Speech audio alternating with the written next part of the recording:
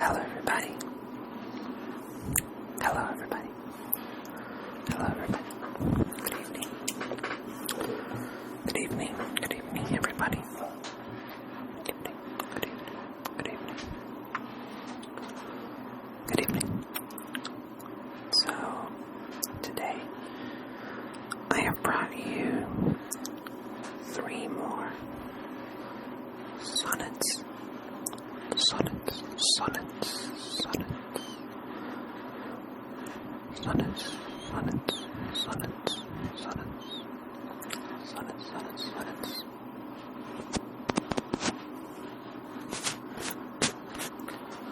I have brought you 3 more sonnets, sonnets, by William Shakespeare. William Shakespeare. William Shakespeare, a.k.a. the Swan of Avon, the Bard, and many other nicknames. Alright, so today we're going to read sonnets number 18, 19, and 16. Okay. I'm going to read out the first line to each of them so we can identify them later on. Shall I compare thee to a summer's day? Number 18. Devouring time, blunt thou the lion's paws. Number 19. Please excuse the spoon sounds in the background and the air conditioning sound, but it's too hot. But wherefore, do not yield a mightier way, which is number 16. Okay. So, I'm going to read them out to you, and I'm also going to put them somewhere around here, the full text to each of them, so we can read while we also listen. So, number 18. I'm going to start by number 18, because it's the one that I have memorized the most.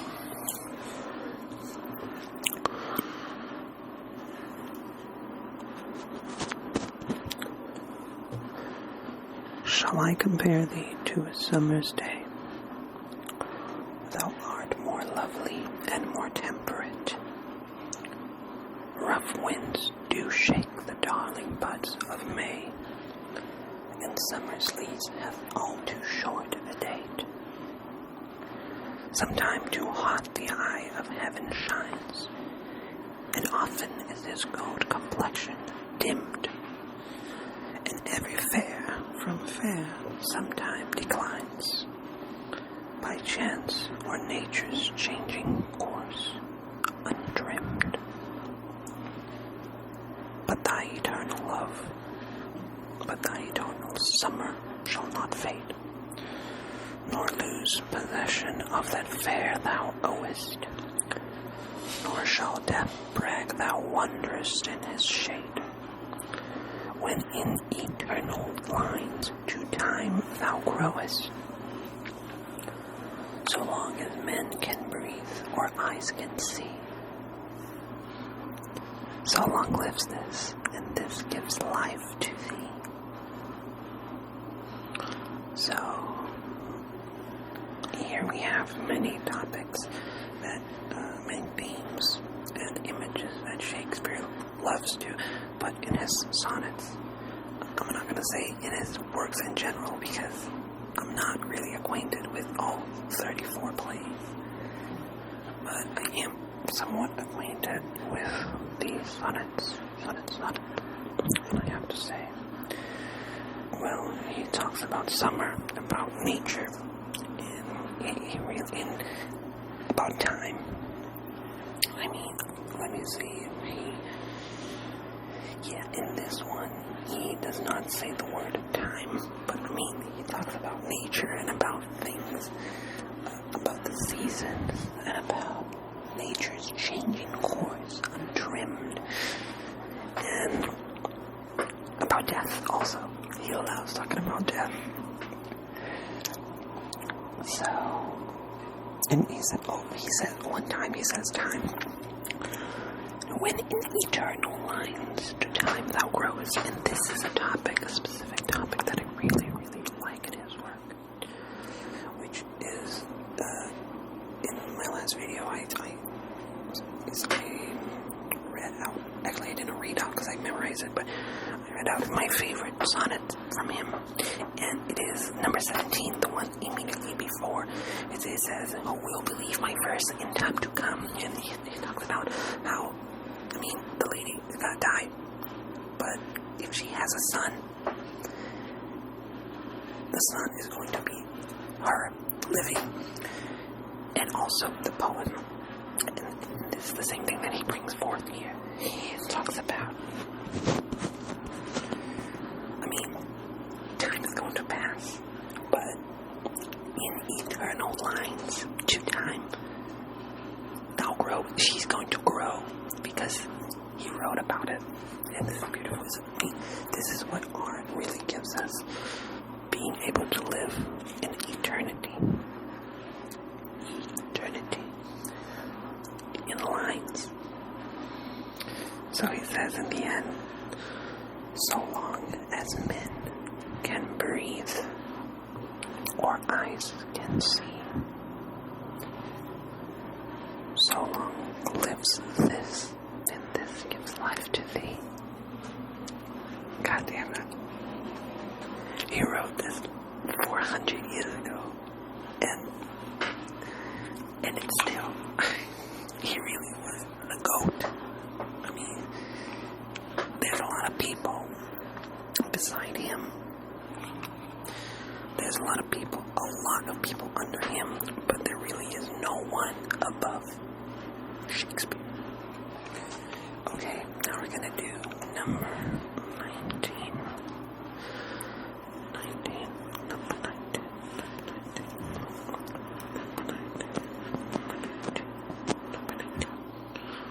Sonnet. Shakespeare sonnet number 19.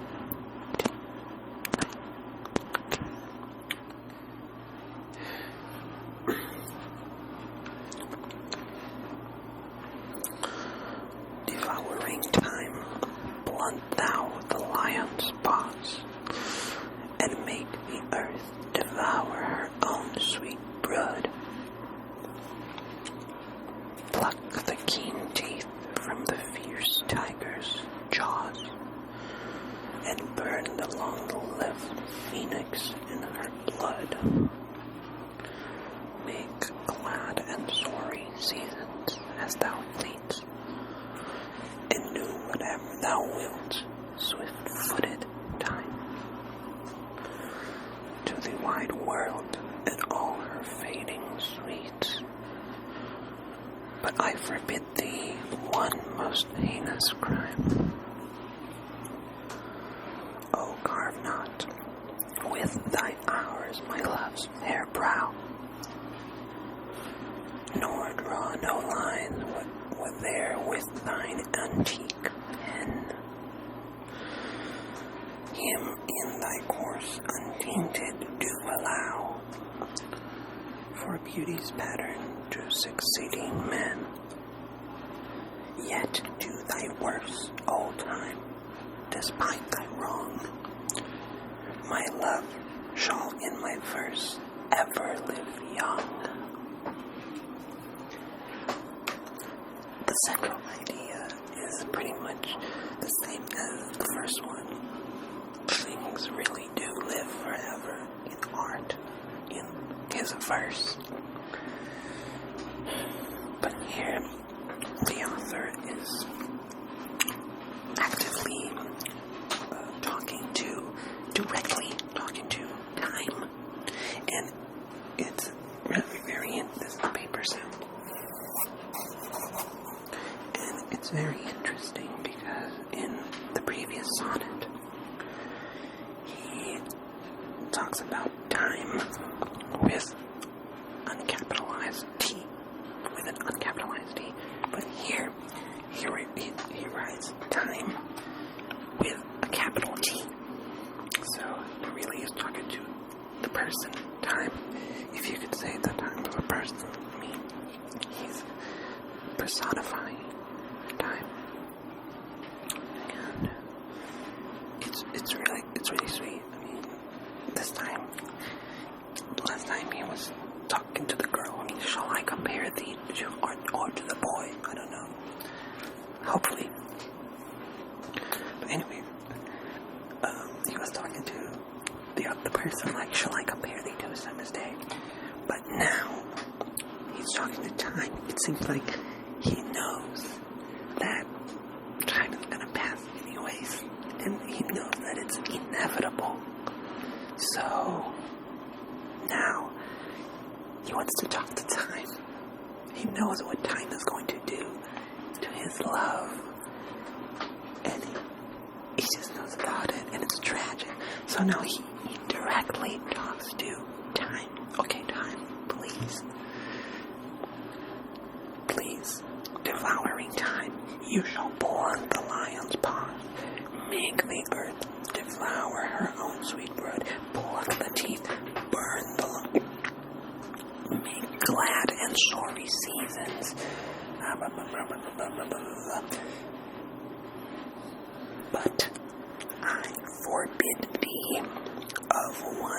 But I forbid thee one most heinous crime. Carve not with thy hours my love's fair brow. I think by brow he's referring to face, but I don't really know. Nor draw no lines with thine antique pen. For yet do thy worst, O time, despite thy wrong. My love shall in my verse ever live young. I mean, that pretty much summons it. My love shall in my verse ever live young. I have nothing to say. I mean, I had a lot to say, but, you know. Wait a minute. This ASMR talk is putting me to sleep. Alright. Now, we have another one. Number 16 is like two sonnets before the one that I read that was, shall I compare thee to a summer's day? Okay, I'm just gonna read it because it's like I have the book here, and the book is open in this page, and I have a Stanley cup holding it open, so I don't wanna take it off because the pages are gonna go all crazy, and I have this in my hand and I don't have a microphone stand, so you're gonna have to deal with it. It's good. I mean, you have to read some things. You really have to read for better or for worse. But anyways,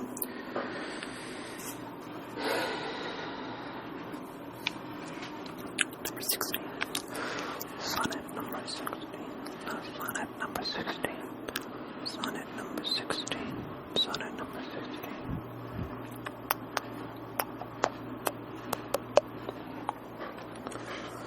But wherefore do not you a mightier way make war upon this bloody tyrant time, and fortify yourself in your decay with means more blessed than my barren rhyme?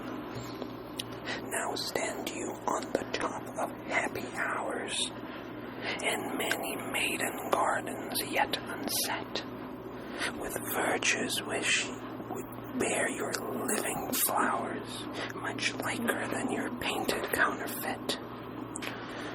So should the lines of life that life repair, with this time's pencil or my pupil pen, neither in inward worth nor outward fair, can make you live yourself in eyes of men.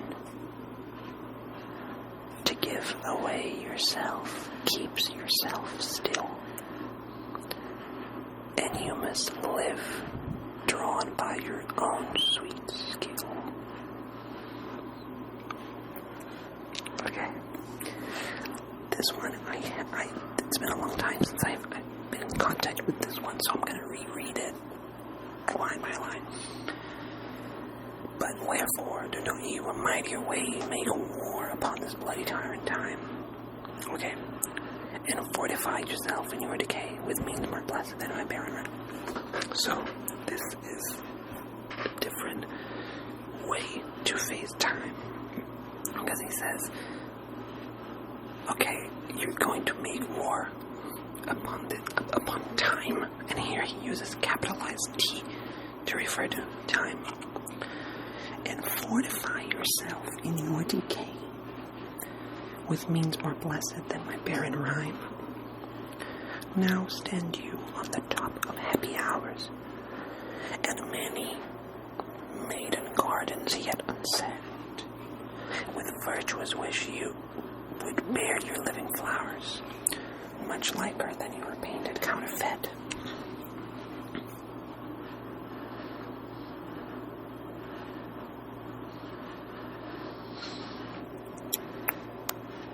I think he's saying that the person's pretty. Okay. I would need more time to like read this, and it's midnight. Okay, I'm recording this at midnight, and I have class tomorrow. Anyways, so should the lines of life that life repair, with which this time's pencil or my people pen neither in a moment can make you live. So it talks about living. I mean, now you are on the top of happy hours. You have lived many hours, happy hours, and many maiden gardens. I mean, I think it is like time.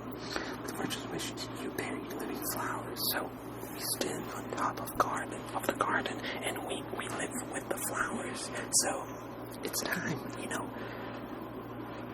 I don't know how to explain, but he's talking about time.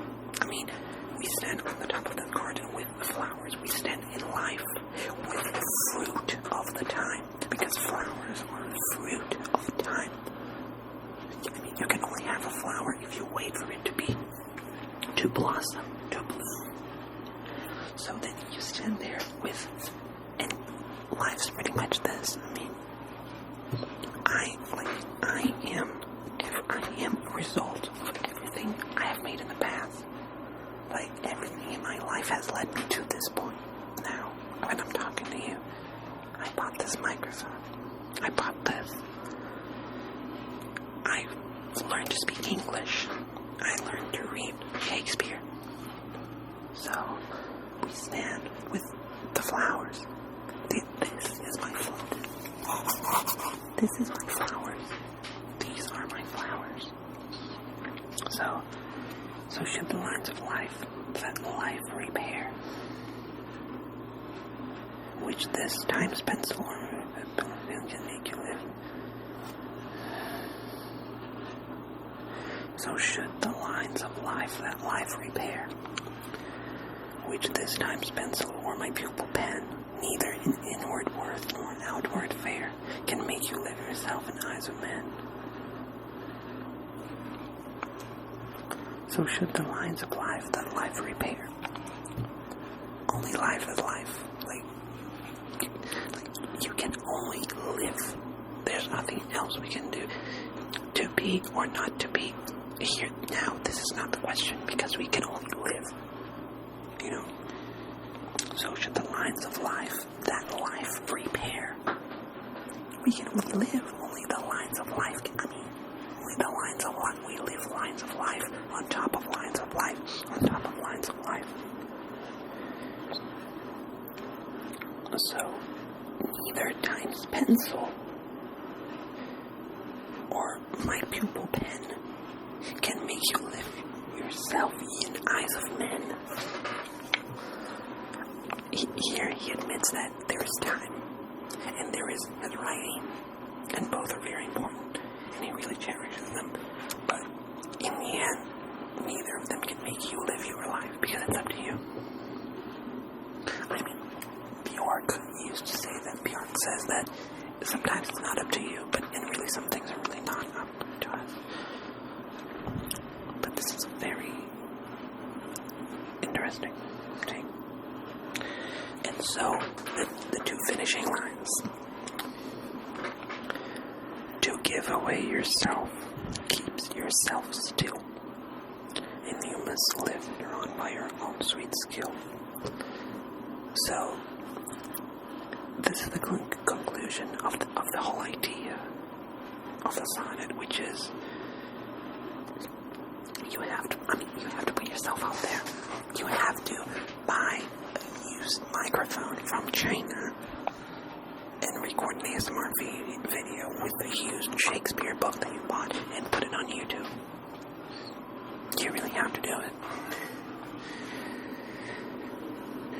And to give away yourself keeps yourself still. So this is so powerful. This is my thumbnail. So, to give away yourself keeps yourself still. We only are if we live. We can do nothing but live. I'm gonna write this in my book. We can do nothing but live. I wrote it down. And then he says, and you must live drawn by your own sweet skill.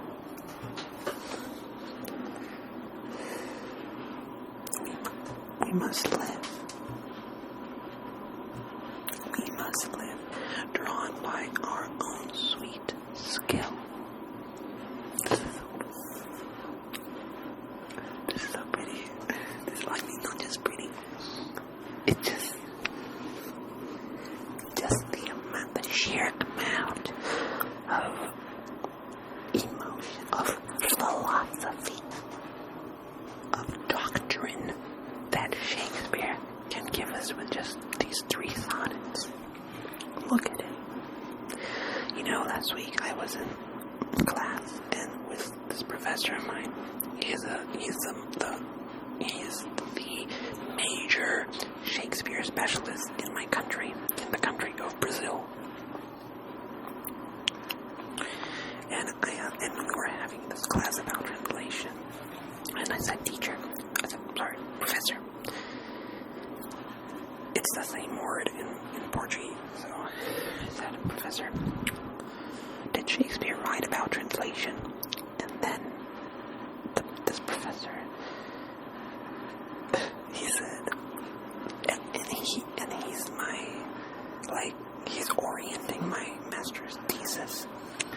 And he says just immediately, Lucas, Shakespeare wrote about a lot of things. Shakespeare wrote about everything. Even, if you really get down to it and check it, he might have even written about you. He might have written, in 2026, the student is going to act, and it was hilarious. Everybody laughed. But it really, you really can't, even things that he didn't write. With time, you can pretty much make anything. You can make of him what you want. Okay, so now, I'm gonna do a recap after this emotional hurricane that we just lived. I'm breathless. I'm going to read all 3 sonnets. Okay, and then we're gonna wrap it up. In the order in which I presented them. Shall I compare thee to a summer's day? Thou art more lovely and more temperate. Rough winds do shake the darling buds of May, and summer's lease hath all too short the date. Sometime too hot the eye of heaven shines, and often is his gold complexion dimmed, and every fair from fair sometime declines, by chance or nature's changing course untricked. But thy eternal summer shall not fade, nor lose possession of that fair thou owest, nor shall death brag thou wanderest in his shade, when in eternal lines to time thou growest, so long as men can breathe or eyes can see. So long lives this, and this gives life to thee.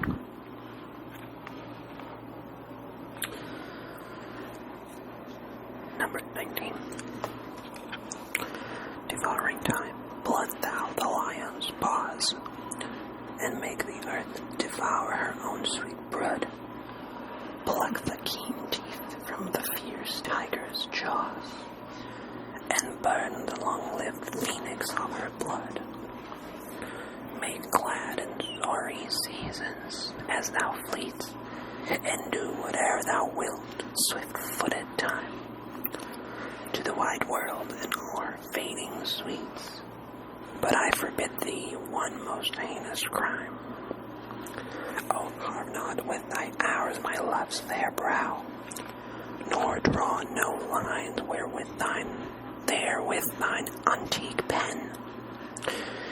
Him in thy course untainted do allow, for beauty's pattern to succeeding men. Yet do thy worst, O time, despite thy wrong. My love shall in my verse ever live young. Now, number 16.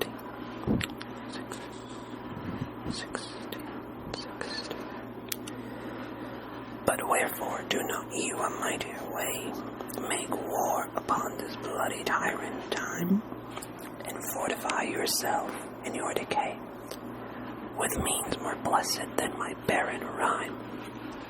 Now stand you on the top of happy hours, and many maiden gardens yet unset, with virtue's wish would bear your living flowers, much liker than your painted counterfeit.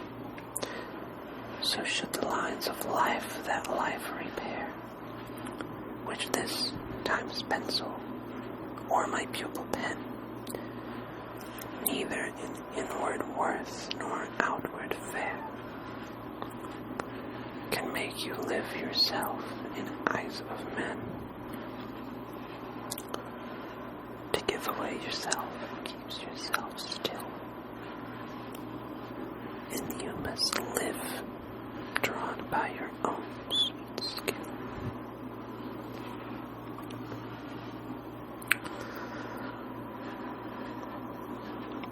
Powerful.